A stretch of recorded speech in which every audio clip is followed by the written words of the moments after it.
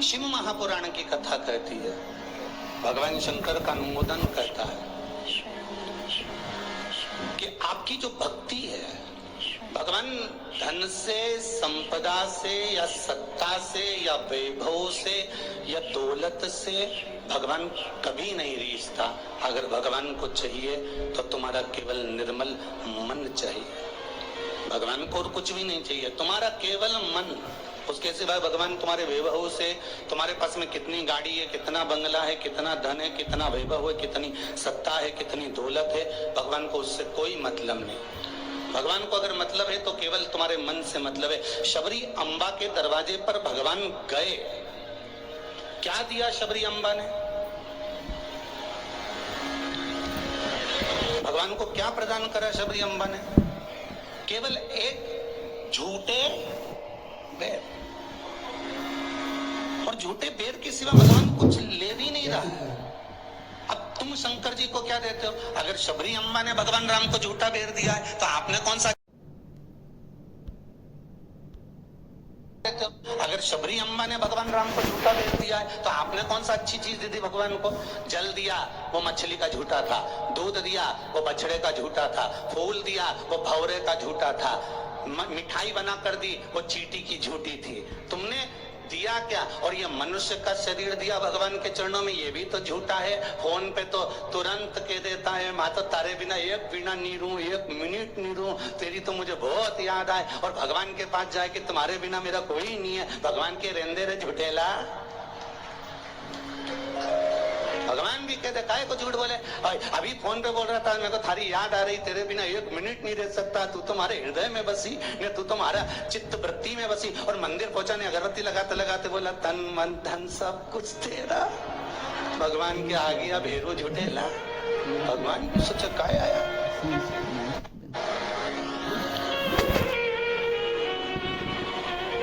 अगर शबरी अम्बा ने झूठा बेर दिया है तो हमने कौन सी अच्छी चीज भगवान को दे दी है? हमने क्या भगवान को अच्छा दे दिया है?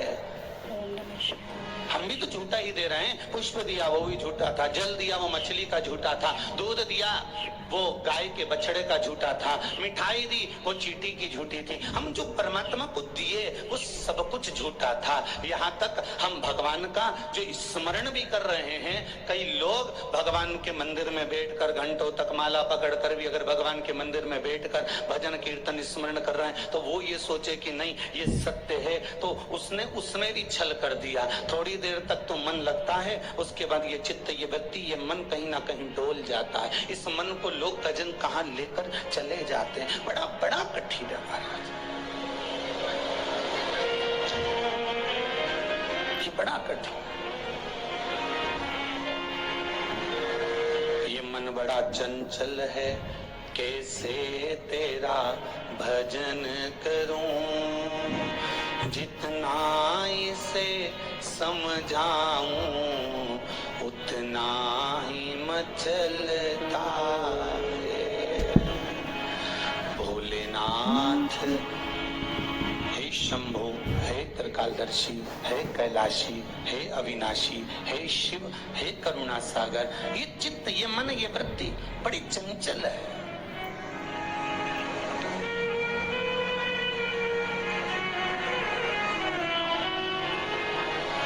अगर ये मन, ये चित्त, ये वृत्ति थोड़ी भी परमात्मा में लग गई तो जीवन की सार्थकता हो गई।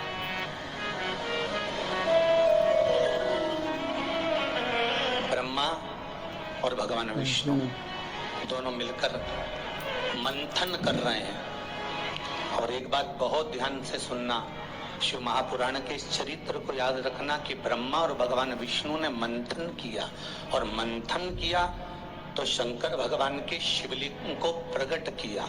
आपसे भी निवेदन है, जब दोनों पति पत्नी, भाई भाई, घर के बुजुर्ग, माता पिता, घर के बच्चे जब एक साथ कहीं बैठे हुए हों तो शिव महापुराण की कथा कहती है आप भी शिव महापुराण का थोड़ा सा मंथन करो। उस मंथन से जो प्रकट होगा वो तुम्हारे घर का आनंद करा देगा। शिव पुराण का मंथन।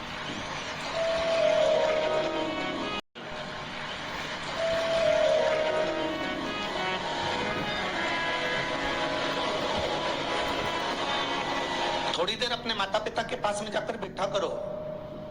थोड़ी देर जब घर से जाते हो तो अपने घर में जो मंदिर है, अपने घर में जो देवालय है, अपने घर में जो शिव जी है, अपने घर में जो राम जी है, अपने घर में जो ठाकुर जी है, अपने घर में जो कृष्ण है, अपने घर में जो देवता विराजमान है, आप उनके पास जाकर बैठकर फिर अपने गंतव्य की ओर अपने कार्य के लिए जाइए। और शाम को जब आओ तो पत्नी और बच्चों से, परिवार से बाद में मिलो।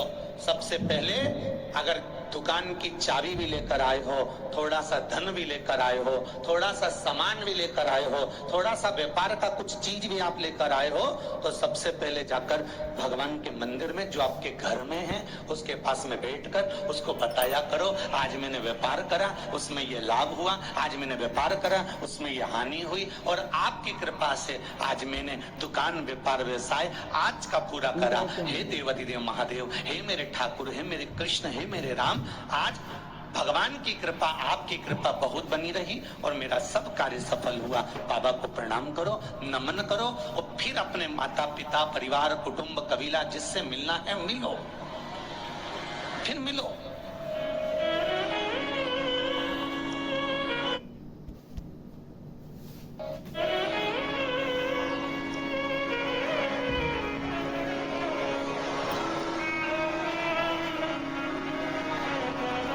आज किसी ने एक प्रश्न किया था सुबह, गुरुदेव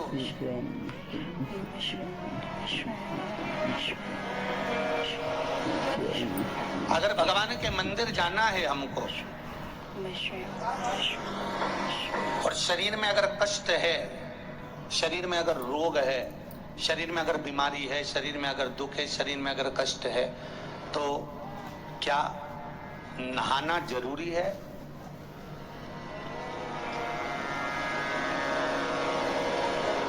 शिव महापुराण की कथा कर रही है, मत नहाओ, स्नान कर लो।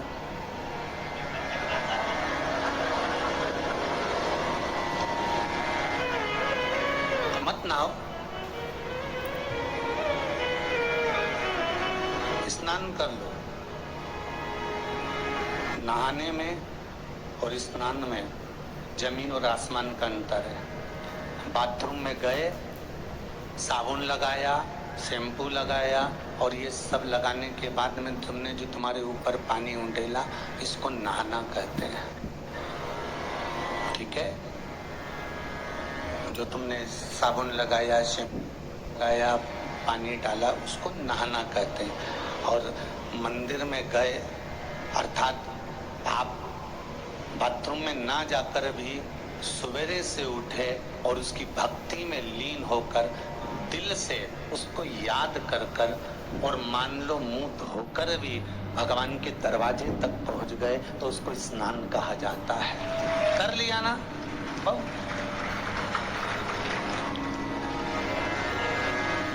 नहीं है ना शरीर में बल? एक पत्र में लिखा है किसी ने,